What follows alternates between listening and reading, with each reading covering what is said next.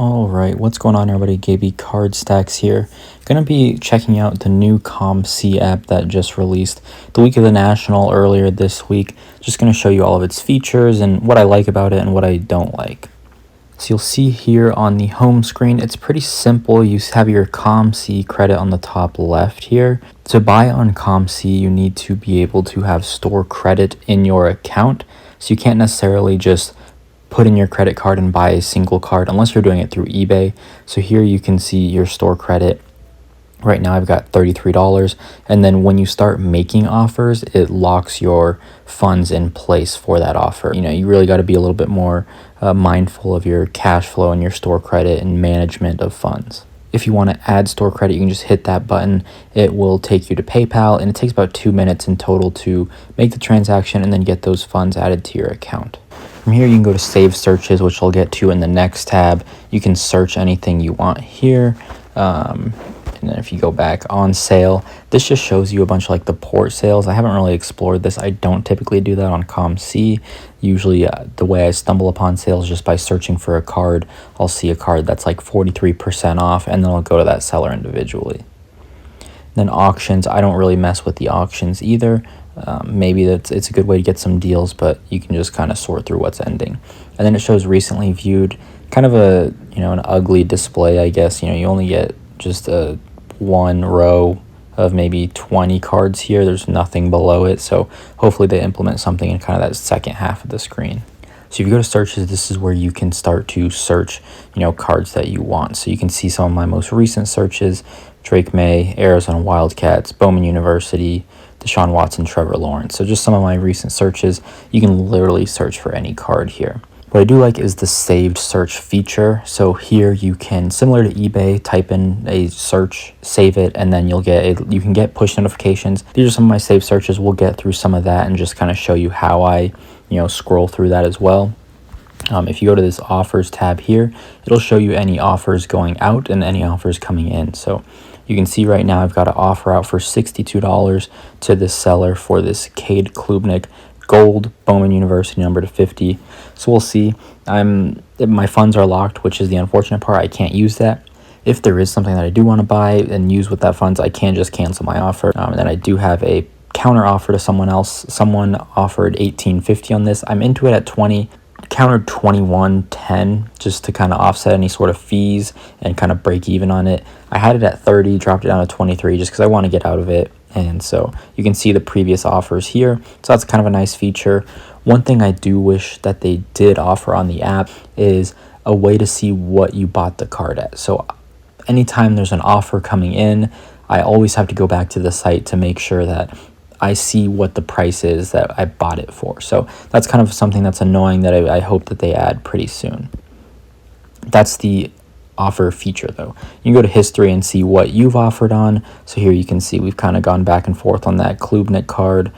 Some offers that I've gotten in that I rejected. Someone accepted my offer on this Justin Herbert card. Bought this Nico Collins for like $10.50, listed it for $20, sold it for $15. So you can kind of see this one. I was interested in this red. Red is super short printed. It was $70. I offered $55. I didn't want those funds locked up. I want to keep my money a little bit more liquid than Chris Godwin. So here, if you go to profile, you can see your store credit again, dashboard. So for whatever reason, that takes you back to the website. So let's just see what this looks like for me. So you're going to log in, you're going to hit sign in, and then from there it just takes you to the actual website itself. So you can kind of see everything, and this is a very clean way to look at everything. That's why I kind of like, looking at this dashboard. You can see all your latest sales, what you bought it for, what you sold it for, all your latest 5 purchases. You can look at kind of your general account info, everything locked in. You can look at all your shipments and purchase history, any sort of promotions.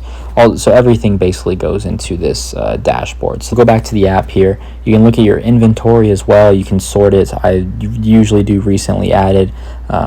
And so here, so here you can see the acquired price. So that is, I guess you don't need to go back to your inventory manager. You can search it. It's just when you get an offer. So here, I have no idea if I go back to this Chris Johnson card, I have no idea how much I paid for it. So I guess you don't have to go back to the website. You can do it through the inventory manager here. I'll go Chris Johnson, and it'll show me I paid $20.24. So I guess you don't have to go back. So that's something that I just learned right now. So inventory manager, though, you can see everything you've bought it for. And then one thing that I do wish you could also see, and we'll go out in our searches feature, I wish you could see all the other cards once you buy a card to relist. Now let's get into the searches feature. I'm going to go to my save searches. I don't have a whole lot. I'm still working on it. I've got Bowman University, so anytime a new card comes up, I will take a look. Heavy on Bowman University. I wish, just like eBay, you could like swipe back, but every time you want to do that, you have to go cancel out the search and then go to save search. There's not like a swipe back to go back. So I'll look at serial numbered cards. That's something that I look at first, just in case I haven't looked in a while, and I'll just see what's out there. So here's still scrolling, nothing really catching my eye, but I think this app has been great. I didn't like it at first, like the first hour, but now that I've used it, I really don't use the website on my phone anymore. I still do prefer the desktop app, but nonetheless, super excited for this app. I think there's just a few features, seeing what your purchase price is and then what the next cheapest card is that you just purchased, so that you can reprice your card pretty quickly.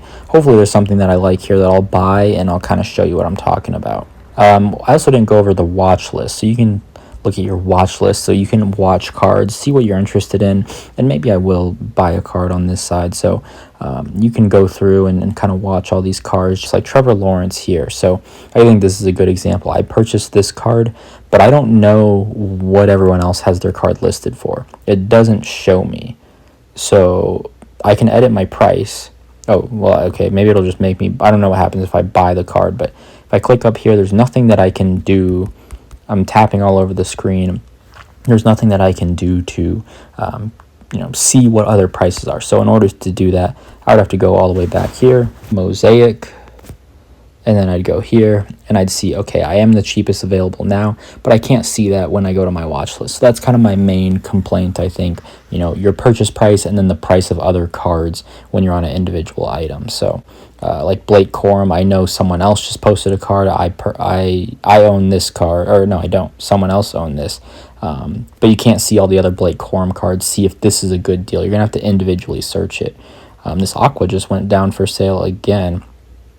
I might just purchase this. So this was like $10 before. I'm going to go ahead and just buy that. So if you want to buy a card, it just comes up, buy now, boom, purchase successful. And then it allows you to price the card, send it to auctions, or get it graded. I'm not huge on the COMC grading, seeing it blind, just not for me. But for now, I am going to relist it for $13. I think that's a fair price. And it doesn't show if you're a COMC monopoly. I know this one is a COMC monopoly. That is when you own the only card on the platform. So boom. So now I own that card. And if I want to go back to my inventory, I can see. Continuing to scroll down, like this Jahmyr Gibbs, I don't know what else is out there. This is a $25 card. If I go back to search, I can go back and I can figure that out. But again, just an extra step that I don't think needs to happen. Jahmyr Gibbs, auto, Bowman. So here you can see $25, $30. So you just don't see that. So that's my main complaint, something that I'd like to see. But that's pretty much everything on the app. Overall, I'd say it's a pretty good app, and I've been enjoying, using it. I think it's pretty simple. Just a few things, clean up this space, make it useful. The searches, I think, is fine. I do like the save search feature. The offers, I don't have a problem with. Just let me know how much I paid for the card. And then in terms of, watching cards or seeing other cards, let me see what other cards are available of that quantity. So I've really enjoyed, COMC over the last month. I know football season is approaching and definitely heating up. So that's been a big part of my success lately. I have put in a ton more money than usual. Before, I'd usually just throw in $25-$40, and I wouldn't be buying the best buys. I'd just be kind of low end prospecting, buying unnumbered stuff, things that aren't super common, or things that are super common, like a Nico Collins Red Ice. I was buying stuff like that all the time. Now I've shifted to kind of more scarce cards or liquid cards. And I think that's really helped. So been really enjoying COMC and everything that comes with it. That's everything. Hopefully you enjoyed. Hopefully, you know, you've enjoyed the app itself. Give it a try. I do like it. I'm definitely a fan of it, and I think it's a step in the right direction. Of course, many other features, like a better offer system or messaging system, you know, who knows, but nonetheless, appreciate you all. Thanks for tuning in, and we'll see you in the next video.